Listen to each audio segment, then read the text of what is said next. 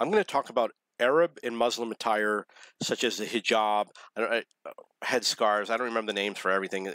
And the burqa is another one. I'm going to discuss this matter. And I'm going to give you my opinion. There's people who say that this is oppressive of women. It's absolutely not true. And I'm going to tell you how I came to this determination. It was a determination that I made over many years. First of all, my relatives wear headscarves, and they are Christian.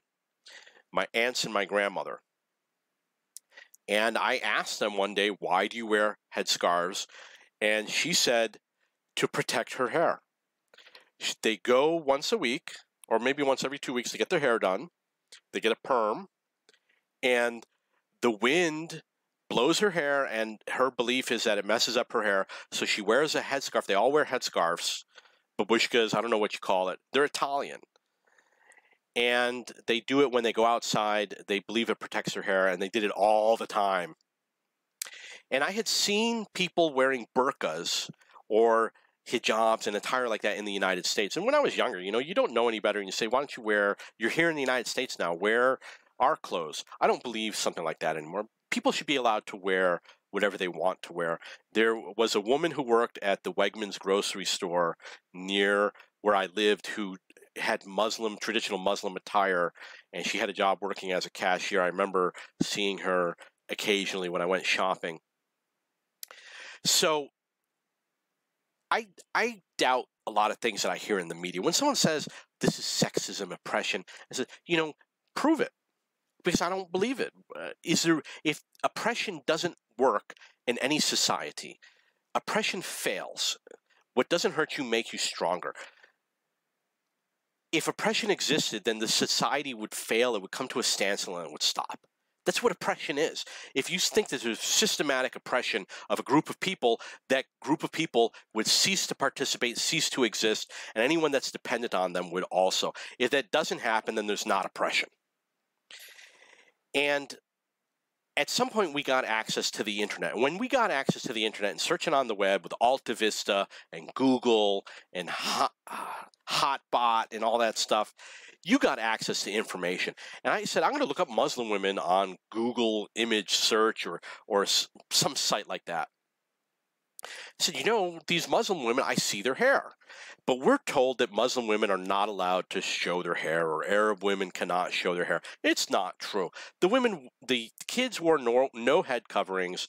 The adult women often didn't, or they wore scarves, and they definitely showed their hair. You'd see locks of hair, would see the complete front. Especially if they were beautiful, you'd see more hair. If they were not that beautiful, they'd cover up more. And I never saw full-face burqas unless it was a artistic shot, which means it would have a blurred background. The aperture blurs the background. These are artistic shots. A person is posing for the picture. It's not a shot of a person it's not a lifestyle shot. It's not a real person. It's a person posing as an actor. When you look at that, I never saw people with their faces covered. And it's okay, so I don't know if I believe this. And you say, well, try Iranian women, Saudi Arabian women, etc. I don't see that these women all have their faces covered all the time, etc. So I read what the feminist women say, and they always say it's oppression, but they focus on the oppression part. I said, you know what? I want to read what the Saudi Arabian women think and what the Muslim women think. When you read what a Saudi Arabian woman says, she says it's not oppression. She says nobody tells us we have to wear a burqa or cover our face or cover our hair. She says we do it for tradition, and we do it because we want to wear these clothes. Underneath, we wear whatever we want. We wear blue jeans, we wear sneakers, we wear T-shirts, we wear whatever we want underneath. We have this burqa that we wear over the clothes, and it protects us from the sun and from the sand, because we live in the hottest place on earth and in the desert, and traditionally sunscreen did not exist, so you had to cover your face. And I was like, when it's hot out, I get a towel, I put it over my head, I wear hats. Eskimos cover their head completely, so you can see the very little. Russians do it in cold places. It's done.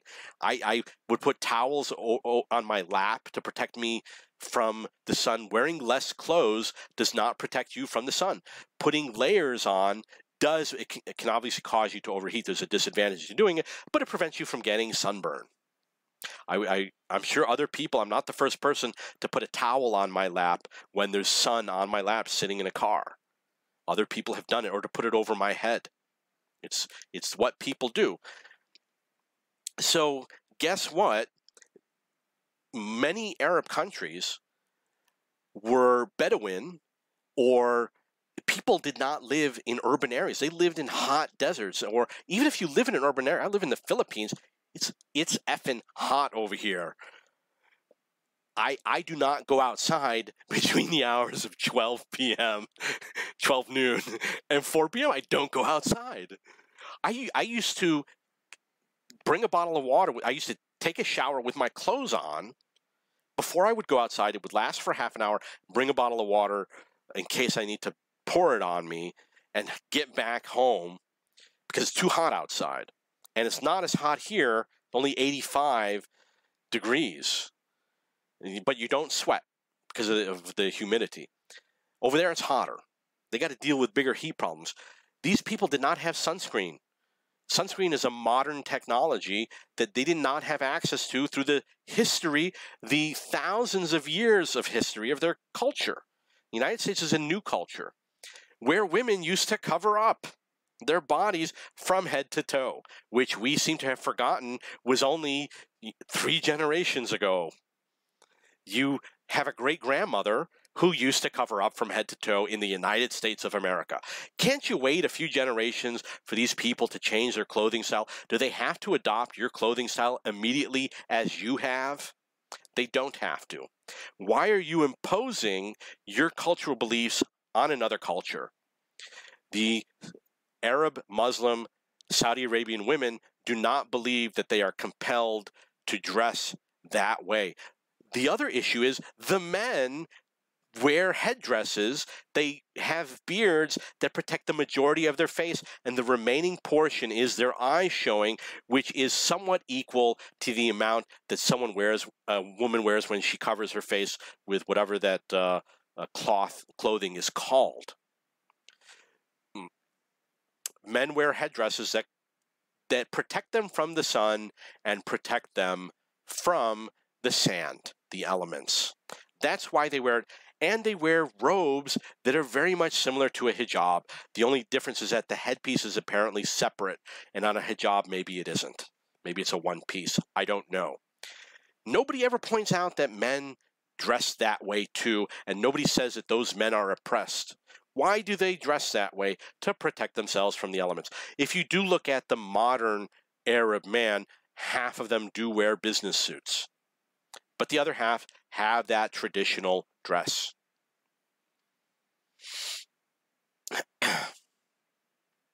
So,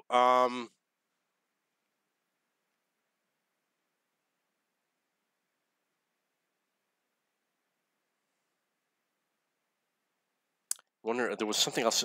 I'm sorry, I had an idea for something else I wanted to add, and I forgot what it was that was related to the hijab. And so, for example, in France, they made it illegal, and people are getting tickets. I don't agree with that. You should be able to wear whatever you want to wear, with the exception of an ID. I think if it's your photo ID, you should show your face. I think it's stupid that you would have an ID where your face is covered by clothing. I mean, that's just absolute nonsense. It's not an ID if it's only showing your eyes.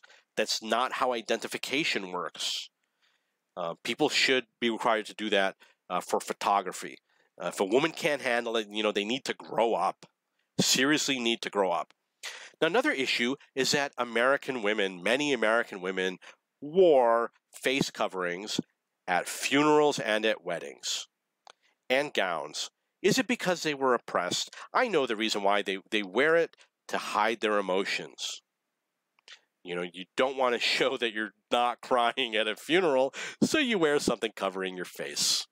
And maybe the same was true for a wedding, but Americans did it too, and they still do. Maybe not everyone does, but it's a practice that Americans do for occasions.